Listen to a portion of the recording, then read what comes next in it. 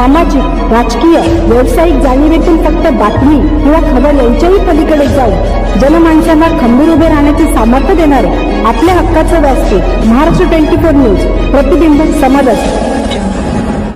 बुलढाणा जिल्हा पत्रकार संघाची 8 जानेवारी रोजी पत्रकार भवन या ठिकाणी शहर कार्यकारिणी नियुक्ती करण्यात आली। बुलढाणा जिल्हा पत्रकार संघाचे अध्यक्ष रणजित सिंग राजपूत यांच्या मार्गदर्शनाखाली नवनियुक्त कार्यकारिणी जाहीर करण्यात आली आहे।